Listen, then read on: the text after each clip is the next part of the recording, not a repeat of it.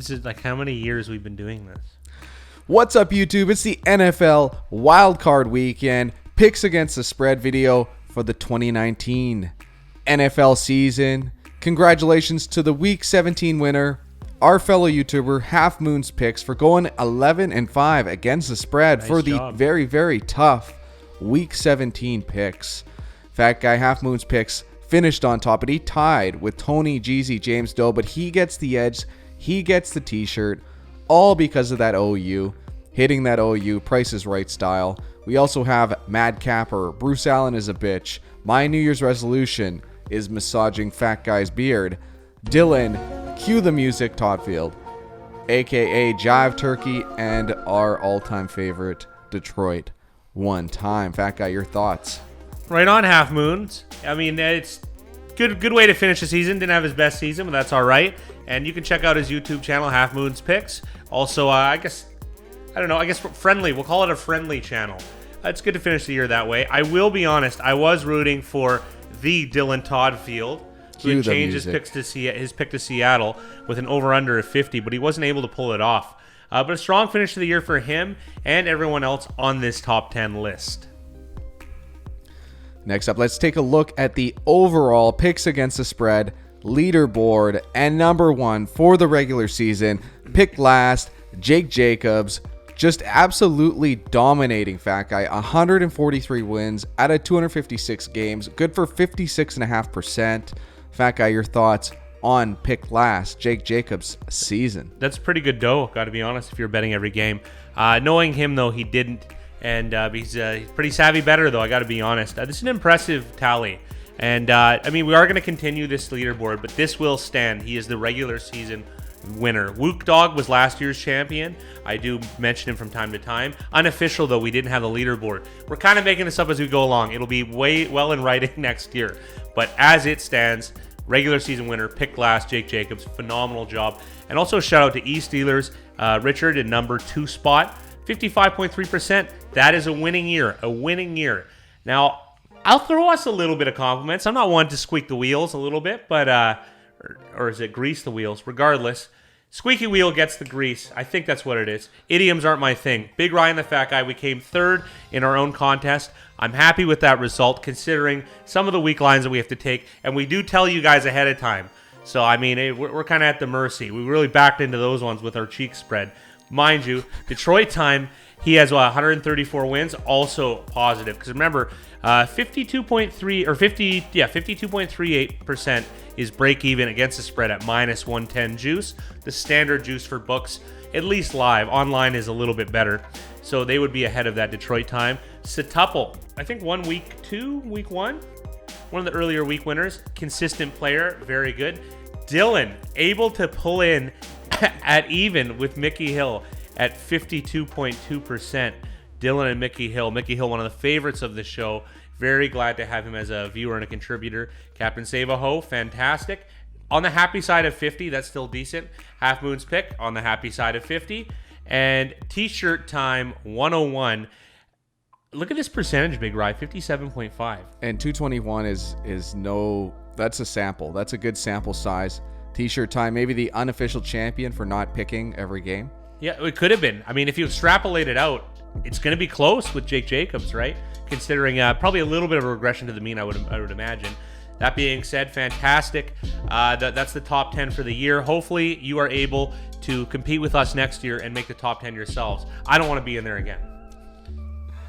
And for us, grand total 333, 293, and 18. Good for just a slice under 54%. Fat Guy, that is terrific. 3 years on the books. Every pick made on YouTube. Every pick made on Sunday night or Monday the week before. How do you feel about this? Well, I mean, it's just official. It's transparent. And as Stevie Wonder would say, Big Rye, very superstitious. Signed, sealed, delivered. Come on, man. I set it up. I set it up for a spike. I figure writing's on the wall, but hey. 53.8. Sam Smith. Anyways, 53.8%. Very pleased. Very pleased. That 2017 kind of helped us. So, I mean, and we did go, I think, 11-1 in the playoffs in 2017. Yep. So, or 10-1, regardless. a good record. Hopefully we're able to do that in these playoffs with the following picks. We had to do a recap, everybody. It's just a part of the show, and everyone's been into it. So if you want to see yourself on the leaderboard, don't forget that you can go to our website, www.bigryanthefatguy.com, and you can find yourself and see how you finished over the year. All right, Fat Guy, on to the JS715 name of the week. We'll start with the honorable mentions. I'm going to let you run through these. I saw Mommy kissing the fat guy. I mean, you could really put in anything, any noun over Mommy. Fantastic holiday callback, let's call it. Purely contest picks. You guys, I like when you're pulling out some of my verbiage, which it's probably repetitive and annoying at this point. Setuple. He's revealing the true nature of his name that none of us are able to figure out. El Putas. I don't speak French, so I don't know what that means. Where's that pizza coming from? One would like to know, wouldn't they? Pizza company, if you want to plug, this is the time to do it. New Year's resolution is massaging Fat Guy's beard. I don't mind physical contact regardless of gender. Baby Yoda saves Freddie Kitchens. Well, he wasn't able to. And thank you, as Browns fans, we're very happy. Very happy that he's gone. One and done. Perfect. On to the next one. Perfect. Saved by the bell. You're Goose in Maverick. I'm Maverick. Whatever. Big Rye, the science guy. Little they know, Big Rye is a bigger phony somehow than Bill Nye. Almost impossible. And of course, a callback to the Boris Spassky, Bobby Fischer, Bet of the Century, Part 2, fading Bobby Fischer name. And on to the winner of the name of the week. JS75, name of the week. I'll be taking the Bengals. That's a quote from the Fat Guy, 2019, weeks 1 through 17. Fat Guy, is this true? I fact-checked, and I didn't see one where I didn't take the Bengals. And let's probably honest. Perfectly honest, we'll add in one of those other stupid things that I repetitively say that makes everyone sick to their stomach. So to be perfectly honest, that does make sense. I mean, they're probably the most unpopular team to bet on. Yeah, in the NFL this year, and they were a measly 6-10 against the spread, which is pretty bad. What they won 2-3 games? I mean, but 6-10. I mean, it's not great, but it's it's almost like a martingale thing. It gains momentum. They finished with a win. Finished with a cover over the Cleveland Browns. The Cleveland Browns. I think the Bengals are our MVP because they probably helped Kitchens get out the door. Yeah, thank God. So, anyways, I feel like every year, I guess the worst team in the league is going to be our team. Hey, Miami managed to, salvage their situation. They were the worst team, and then they started covering every game. So, anyways, I'll be taking the Bengals. Fat Guy, 2019, weeks 1 to 17. Easily the best name of the week. Thank you for that. I don't mind a little jabs here and there. And now we got a tiebreaker coming up. Oh, before that, compete. Don't compete in the week. Compete the Wildcard weekend. BigRyanTheFatGuy.com. Like Fat Guy said, link is in the description, so check that out. But Fat Guy, we have the ultimate tiebreaker. Bet of the Century, Part 3. Dylan has the Saints to win the Super Bowl. He doesn't want anybody else. He knows the Saints are going to win this year. Mickey disagrees, as well as a bunch of our viewers. Mickey doesn't think the Saints are going to win the Super Bowl. Well, I don't think it's that. I think Mickey likes the math prospects of having the entire field against one team. I mean, I can't say I would be any different, but I mean, fandom trumps all, apparently, when it comes to wagering. Actually, it does. Think about it as contrarians. If it didn't, we wouldn't be having we wouldn't make much of a living now, would we, Big Rye? That's true. And with the Saints losing out on home field advantage or the playoff bye, their odds go from about 23% to win the Super Bowl down to about 7%. Those are very, very rough estimates, but it just shows you how big of a deal it is to lose that home field advantage, lose that home field bye. So in particular, Dylan's put a lot on the line here. Let's start off with, what does Mickey have on the line? Well, Mickey has to order 2 full racks of ribs from a popular chain near Dylan's home, have them delivered to his home, and coupled with 2 desserts of Dylan's choosing. So that seems like a lot. What would Dylan put on the line to even that out? Well, he upped his last week's wager, where he would have to drink his armpit hair out of a glass of milk. Now he's added armpit hair. He's added now his delicate hair, the clippings in a glass of milk. A little off the top, a lot off the bottom, as I like to say. Captain Planet would not approve. Well, he's my hero.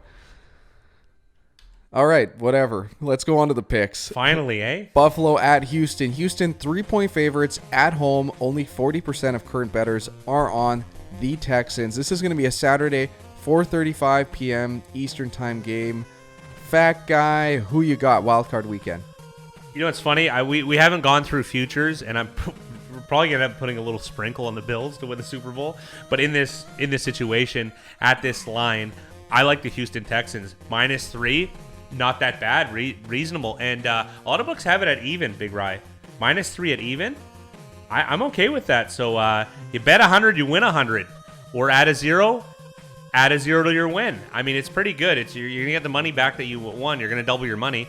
I kind of like that. I'm a big stickler for good juice. You know what I mean? I don't like paying a high commission. I have been mentioning a bit more as the season has gone along, and this makes this bet even more attractive at this current. The one thing that being said, that means the line could be trending to Houston -2.5, which is that's a huge edge in its own right. I mean, that's one of the Big Rye, is that not the biggest line shift, 2.5 to 3 points? Yes, it is. As far as win probability is concerned. So, I mean, I am probably going to be buying Houston. I am buying Houston at even money at -3, but I'll be doubling down and adding more money to it if it shifts to 2.5. I don't mind the Houston Texans. This week 17 doesn't mean anything for either team. Of course, the Bills losing to the Jets, unable to score with a dreadful performance by Matt Barkley. And there were some injuries to the Bills team as a whole, what they were trying to avoid. The healthiest team of the year, Big Rye? The healthiest team of the year, up to week 17, where they were dropping like flies in that game against the Jets. Yeah, and that's just one of those unfortunate things of football. I mean, Houston's had a plethora of injuries, plethora of roster turnover. Deshaun Watson, though, he's a gamer. I'm not necessarily pinning it on that. I'm pinning it on that most people are taking Buffalo. I thought this would be reversed, Big Rye. I thought that most people would be on Houston, but they're not. If they're going to underrate Houston, then I'm going to take Houston. Like I said, guys, I always bet the number, not the team. Not that I like the Bills more than the Texans or the Texans more than the Bills, but if the price is right, you got to take it, Bob Barker. I'll be taking the Houston Texans because I do feel the price is right, and I do think they're a little bit underrated by the public. Big Ryan and I did a little exercise where we had to live on stream put out what we thought the line would be, and even from a gut perspective, we both had this line at 3.5 points. If I get it at 3 with even money, that's a win for me. If I get it at 2.5 with paying a small amount of juice, I'm even more happy. I like, as a contrarian, pick the Houston Texans, and I will be taking the Texans this weekend for a reasonable amount of dollars. Oh, I completely forgot, but I'm going to throw in this Houston Texan hat for the cover. Maybe you should Christopher Cross and ride this like the wind to be free again all the way to the end of this stream. Exactly what I was Podcast. thinking. Whatever. I might. We'll see. Even though I do want the Bills to win. Next up, the Tennessee Titans travel to Foxborough to take on the New England Patriots. The Patriots are 4.5-point favorites at home. 43% of early bettors are on the Pats. This is a Saturday night game. Fat Guy, who you got? Now, we both love the Titans aesthetics, you and I. We like a strong O-line. We like good defense. Power run. We're rocking the late Air McNair jersey. I'm sure you will receive the same fate considering such a vagabond you are, Big Rye. Totally. But anyways, I'm going to be taking New England Patriots. Some dreadful performances in the last 4 weeks. Realistically, I think they're 1-3 in the last 4 weeks. I have no clue, but could be mistaken. They very are stumbling in. Only beating the Cincinnati Bengals, if I do recall, and covering that game. But I mean, beating the Bengals didn't seem that difficult considering they had, 13, 14 losses. All of that being said, Patriots stock is low for once. Yep. Low going into the playoffs. Not a thing you see very often. And what does that make me want to do when stock is low? It makes me want to buy. Buy low, sell high, buy low, Patriots. I don't know if this line's going to move, though. I think it's going to be stuck here. You and I kind of had this feeling that the line would be 4. I said 4. Big Ry said 4.5. I'm going to have to give him a little bit of credit on that. So that means I'm going to be buying the New England Patriots. I mean, it's still the Patriots, guys. I mean, of course, the ball's going to have to drop. They're going to have to be underwhelming. I mean, they're going to have to slow down this pace, and I guess they are, but they're still a home team in the playoffs. And if I'm going to bet on any guy in the NFL, who would I bet on? TB12 or Bill Belichick? Belichick. It's not Brady. I honestly, I think they could find a way to win with any of their previous backups, whether it be Brissett or Garoppolo. Pretty interesting how well they've had some. They've been able to cultivate quarterbacks in New England. I like the Patriots purely because of the coaching advantage and that their stock is so low. This is just a good. I realistically think of the start of the year. This could be a 9.5 point game. Yeah. Have things really changed that much? Have they? Since I don't know, week 4? We're talking about people are talking about a dynasty defense of the New England Patriots. I mean, of course, things kind of, I guess, fell off the last few weeks, but I don't think there's a monumental change. I think just math. I mean, realistically, they overperformed maybe at the start of the year, underperformed at the end. It's somewhere in the middle. This is that middle. I'm going to buy low. I'm going to buy low on the Patriots. It's here. We're getting a price here, and it should be somewhere up here. So I like it. Give me the Pats. I'm going to lay the points. Next up, let's move to Sunday's early game where the Minnesota Vikings travel to New Orleans to take on the Saints. The Saints are 8-point favorites at home. 66% of early bettors are on the Saints. Fat guy, who you got? Well, I got my bet of the week. It will be the Minnesota Vikings. I like the Vikings. 8 points. I'm going to wait. If it shifts to 7.5, I'll buy then. If it shifts to 9, I will buy then as well. 7.5 only because I'm afraid of it going to 7. Because 7.5 is a magic number. 8 to 7.5 isn't that big a jump win probability wise, considering 8 is a very unlikely number in the National Football League. All of that being said, the price is right for the Vikings. I like the Vikings at 6. I feel like 5.5 is equilibrium. I think they're a little bit underrated. It's kind of good, like having a primetime loss to Green Bay in Week 16. I think that helps their clout a little bit, doesn't it? That very much does. So that it's good as far as not for the Vikings, but as far as the line in this game, and especially with the Saints. Saints have been they've been spread rolling. Crushers. Yeah, I think it's because they kind of go for records. That's something you pointed out with Peyton Manning. I feel like Teddy Bridgewater should have been playing that game more or less, but he wasn't. And Drew Brees is going for it. And I don't know. You don't really go for it in a playoff game. I think there's more value in taking spread dogs against the Saints in the playoffs, considering the implications to win are a lot higher than they are to set records and step on throats as they do in college. All of that being said, I think there's good value here on the Vikings. This is my bet of the week. It's contrarian. It checks most of my boxes. There isn't any reverse line movement or anything of that nature, but I do feel that also too, what kind of helps? Sorry, I just cut myself off again. Is the Kirk Cousins thing is people like to anchor, and I bring up anchoring probably every episode, but they like to hype that stat about how bad he has done in primetime. Not that I guess this is kind of a primetime game considering it's the only one on the docket at this time, considering there's only 4 games this weekend. So they kind of think that he's not capable of winning on the big stage, when realistically I think he's just a victim of bad variance, more or less. I mean, somebody has to be really good. Think about it. If you sample a bunch of 100 quarterbacks, someone's going to be winning a lot of them, and someone's going to be losing a lot of them, when realistically they could be the same thing. I mean, just from random luck. And I think that's one of those things that could be plaguing Kirk Cousins. Not to mention that Zadarius Smith lived in the backfield during their Week 16 clash at home against the division-winning Green Bay Packers. All of that being said, I think that just adds up to more value for the Minnesota Vikings. You could buy this line now. I would wait. If it shifts to 7.5, buy then, because you don't want it to go to 7. You don't want a touchdown to be a push. Or hopefully we could get it at 9. If I am just wildly lucky, I'll get it at 10. But I don't foresee that. I do think 9 is probably where it's going to trend. That's just my guess, but yours is maybe as good as mine. Market plays are a little bit difficult to imagine. But this also could be one of those Indiana Jones rolling ball situations where the sharps are just ready to pile money on the Vikings. I could see that coming too. I like the Vikings and I like the points. Bet of the week. Yeah, from market perspective, I'd say get on Minnesota now. 70%, well, 67, 66 on here, 67 online. 70% of the money has been on the Saints. The line has not moved. This is a nice Minnesota Vikings play from a market perspective.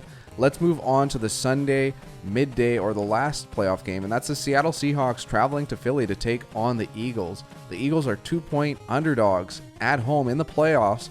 Only 13% of bettors are on the Eagles, Fat Guy, and 25% of the money is on the Eagles. Fat Guy, who you got? I like the Eagles. This might be, you know what? I'll do a hat switch too. My turn. Wore this that other week. I think we won that week by the skin of our teeth. I'll be taking the Philadelphia Eagles. I'll be taking the 2 points in the contest. I'll be waiting to try and get 3 in actuality. This is close for me as far as bet of the week. I think maybe even it rivals Minnesota. The thing that I don't like as much is I don't get as many points. If I were able to get 3, then I would call this the bet of the week. Double the amount of money versus the public backing on the Eagles. The sharps are early on the Eagles. I think this is a good play because realistically, when you think about it, Seattle has just they passed the eye test in the eyes of the public, do they not? They very much do pass the eye test, and the Eagles do not. They don't. The Eagles have been underwhelming, skin of the teeth in, 9-7. Trash receivers, which I couldn't care less about. Hodgepodge running backs. I mean, terrible secondary, injured all over the place. But we're betting the number. We're betting the market. Philadelphia Eagles it is. Now, I will preface this with saying Russell Wilson is the best player in football, in my opinion. I honestly believe that.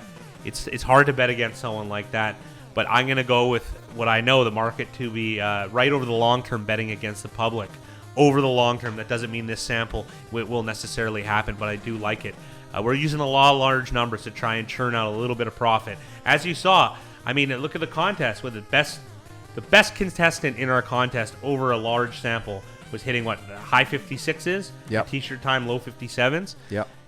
Guys, we're fighting over percentages, and, you know, chances are, by a very thin margin, that the Eagles are going to win this game probably. So I'm going to take the Eagles. I'm going to take the 2 points in the contest. I'm going to be waiting in real life to bet until maybe the line moves to 3. If I end up losing a point the other way, I don't really care. I'm probably going to be taking the Eagles money line if it doesn't make it way to 3. But I do like the Eagles this weekend. I think they're a similar team like the Seahawks, but they have a game at home. And it's always hard to play on the road, although historically this year it's been a little bit easier. But that might just be an aberration more than anything. I'm going to use past data for many years, and generally speaking, it's harder to play on the road. Pretty no-brainer there. The market doesn't like the Eagles. That means I do. Bet the number, not the team. Give me the Philadelphia Eagles, and hopefully I'll get 3 points down the road. Otherwise, I'll be laying the money line. But in the contest, 2 points will do against the red-hot Seahawks, who maybe had the most thrilling game of the year. Yeah, just a spectacular Sunday night game to finish off Week 17. Reminiscent of the Tennessee Titans at the goal line, not getting there, getting stopped at the 1 on 4th down. Let's get back to this game. The Eagles are the bet of the week market-wise. It's just that everything is pointing towards the Eagles. Like the Fat Guy said, anything under 2.5, take the money line. Anything over 3, take the spread. 3 or more. 3 or more. It's bet of the week for Big Rye. Let us split. We'll split one, right? All right, Fat Guy, we'll do the very quick lightning round. Buffalo at Houston. We can draw it out a little bit with only 4 teams. I will be taking Bill O'Brien and the Houston Texans, and I'll be laying 3 points. And next up, Tennessee at the New England Patriots. I'll be taking the fabled Bill Belichick. I'll be laying 4.5 points. Minnesota Vikings at the New Orleans Saints. I will take Minnesota on the road in New Orleans, hoping for another Minnesota miracle with my 8 points and the Zim Reapers. And the favorite Seattle Seahawks traveling to Philly to take on the underdog Eagles at home. Well, I put the Toucan for a reason because I'll be taking the Philadelphia Eagles and Doug Pederson, I don't know how to say his last name, and the 2 points. Let's go Philadelphia. All right, Dylan's Daddies, that's it for NFL Wildcard Weekend. I hope you're excited for the Part 3 bet of the century between Dylan and Mickey. It's going to be some exciting stuff. I don't want to put Omen on the Saints, but the stakes are kind of high. What happened last time the Vikings played the Saints in the playoffs? Well, I mean, there was an error at the end of the game. I don't think we need to relive it. People seem to think the Saints get jagged every year. I was a big Saints fan as far as betting wise when we were into it. Yep. For years, in those 7 and 9, 8 and 8 years, I was on there. I was betting the Saints almost every week. All right, they're a little hot right now. They're riding big for the britches. I'm going the other way. And then your thoughts on Freddie Kitchens. I know this is a home run for us. Is there anybody that you have that's like a hopeful to be a coach for the Browns? No, I like a young guy, strong leadership, and someone that understands, I guess, the mathematical approach. Rather than having to decide on 4th down, you should just be ready to have a slate of 4 plays to run. You know what I want? I want a team that plays like the Indianapolis Colts. Someone who has that type of philosophy. I want Frank Reich. That's what I want. Someone cutting edge, power run, strong defense, strong O-line. Pretty much the opposite of what the Browns are right now. They're my favorite team, honestly, but I can't stand this iteration, and I did kind of wish ill will, and I'm actually a little bit happy at how how it's come to fruition at the end of this year. And I hope a lot of bodies are gone, especially the people that wear clown shoes and watches. All right, guys, that's it for us. The NFL Wild Card weekend picks are in the books. Good luck for your picks in the NFL Wild Card weekend.